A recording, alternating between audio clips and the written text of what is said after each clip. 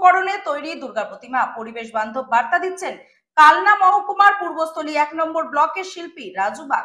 প্রচলিত ধারার বাইরে গিয়ে শিল্পী রাজু বাগ তৈরি করেছেন এক অভিনব দুর্গা প্রতিমা, যার পুরোটা তৈরি হয়েছে রিসাইকেল করা নানান উপকরণ দিয়ে। তার তৈরি এই দুর্গা প্রতিমা পাড়ি দেবে হায়দ্রাবাদ। এই দুর্গা প্রতিমার হাইট 2 ফুট।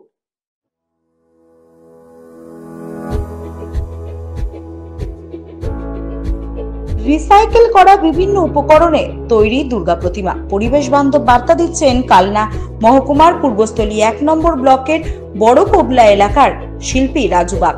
পূর্বস্থলী 1 নম্বর ব্লকের বড় পোবলা এলাকায় শিল্পী রাজু দুর্গাপুজোর আগে যেন এক নতুন দৃষ্টান্ত স্থাপন করলেন।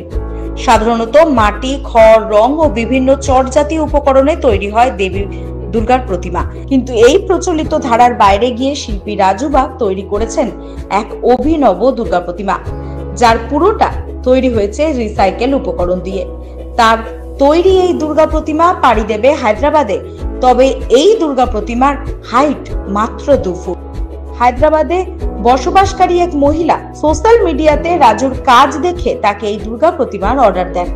সেই মতনই গত 2 সপ্তাহ ধরে কাজ চালিয়ে যাচ্ছে রাজু ও তার সহযোগীরা।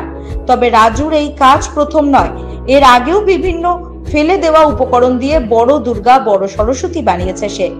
এই প্রতিমায় ব্যবহৃত হয়েছে ফেলে দেওয়া নাট বল্টু, জিআই তার, কাঠ, লোহার বেল্ট, মরচে ধরা পেরেক, লোহার জালি সহ আরো অনেক অব্যবহৃত উপাদান।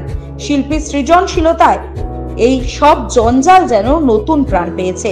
দুর্গার মুখাবয়ব, অসুর বধের ভঙ্গি প্রমাণ করেছে যে আবর্জনা বলেই যাকে ফেলে দিই তাও সঠিকভাবে ব্যবহার করলে হয়ে উঠতে পারে অনন্য শিল্প।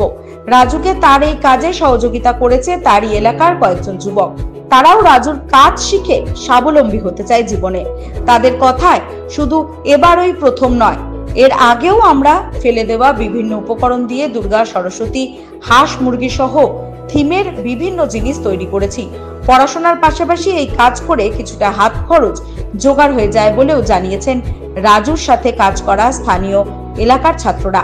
শিল্পী রাজু বাগ জানিয়েছেন, এই উদ্যোগের মাধ্যমে আমি সমাজকে একটা বার্তা দিতে চেয়েছি, পরিবেশ বান্ধব চিন্তা আর পূর্ণ ব্যবহারযোগ্য উপকরণ দিয়েও শিল্প সৃষ্টি করা যায়, আর এটাই আজকের দিনে সবচেয়ে প্রয়োজন। এবছর আমরা দুর্গা ফ্যামিলি একটা বানিয়েছি, মা দুর্গা, লক্ষ্মী, সরস্বতী, গণেশ, হ্যাঁ, এগুলো বানিয়েছি আমরা রিসাইকেল স্ক্র্যাপ মেটাল থেকে বানিয়েছি। এইরকম ভাবনা কেন, মানে এইগুলো ফেলে দেওয়া জিনিস দিয়ে দুর্গা ঠাকুর? ফেলে দেওয়া জিনিসগুলো তো আমরা একটা অতটা ওর মূল্য অতটা নেই, আর ওই বিভিন্ন রকমের যে পার্টসেরও একটা ক্যারেক্টার থাকে, সেই ক্যারেক্টারগুলোকে একটা আর্ট ভ্যালু দিয়ে একটা মায়ের রূপ দেওয়ার চেষ্টা করেছি, মা দুর্গা প্রতিমার রূপ দেওয়ার চেষ্টা করেছি। তো সেটাই, জাস্ট আর্টিস্টিক হওয়ার জন্য আমি এটা করেছি।